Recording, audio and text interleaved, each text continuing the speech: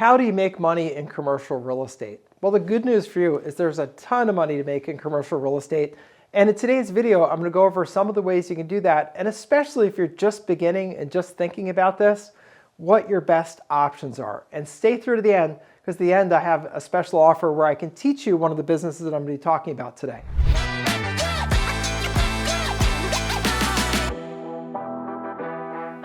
So commercial real estate, obviously a very, very wide-ranging and large field, and there are lots of things you could do with it. So let's talk about some of the different ways you can make money. One of the more obvious ones, you could be an agent.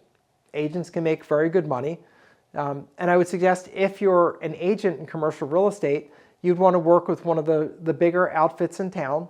You'd want to go somewhere where they're the leader in that field so that you could mentor and train and get connections under existing agents. Because this is not something you're going to be able to just network your way into unless you're in as part of an organization. So if I were going to do that, I would look to see who the biggest 3 or 4 commercial real estate brokers are in your area. Some of the ways you can see that are by asking people. Look, see who has signs up where they are offering commercial buildings for sale or lease. Then go and sit down and talk to the people over at those companies and say you're interested and see what kinds of opportunities they have, what kind of training program they have, because what you want is someone, especially when you're new, that is going to train you in the business. So that's one side. And I would say if you're going to do the sales part, that's great, but over time you want to get involved as a principal in the deals, meaning someone who's going to benefit from the deal, not just get your commission and go. Those commissions can be large, so they can be wonderful, except the problem is that it's just a treadmill unless you actually invest in some of the real estate and become a principal and start owning some of it. So over time, make it your goal to own some of it. The second side, there's a whole gamut of service providers around real estate. There are people that do maintenance. There are people that do title. There are people that manage rentals.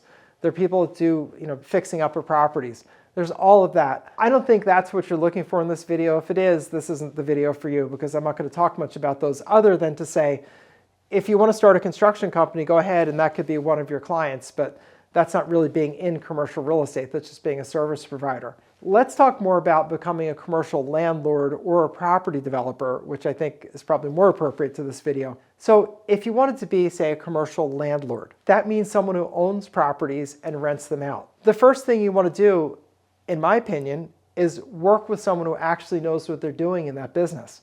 Because if you work with someone who is a commercial landlord and who is doing that business, then that's the way that you're going to learn the business and learn to do it correctly, learn where the opportunities are.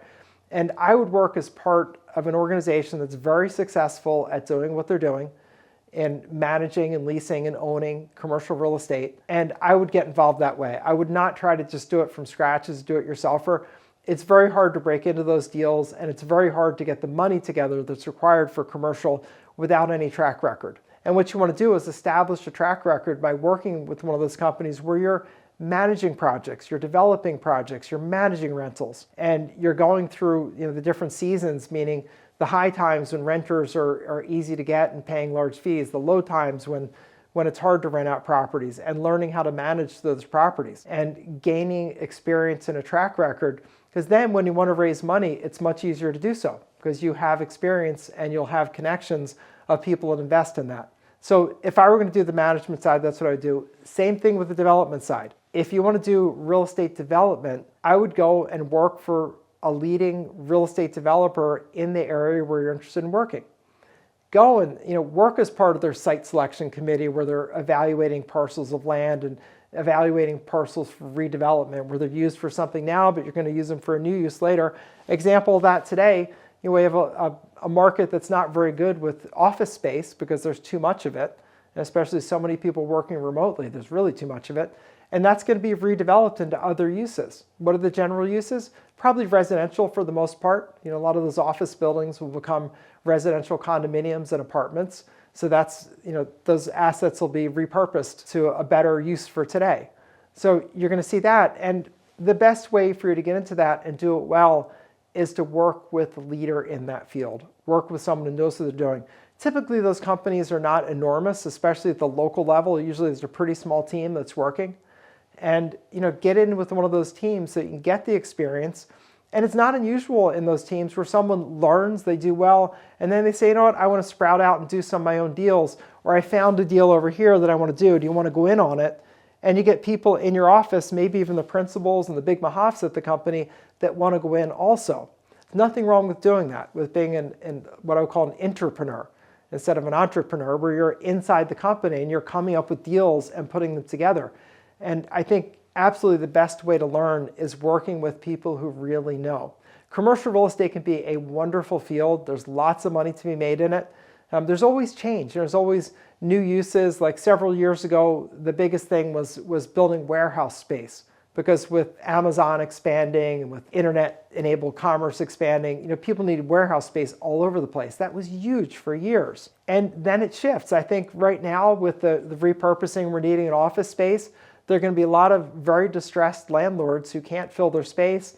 They're going to lose properties to foreclosure. Banks are going to have REOs they've got to get rid of.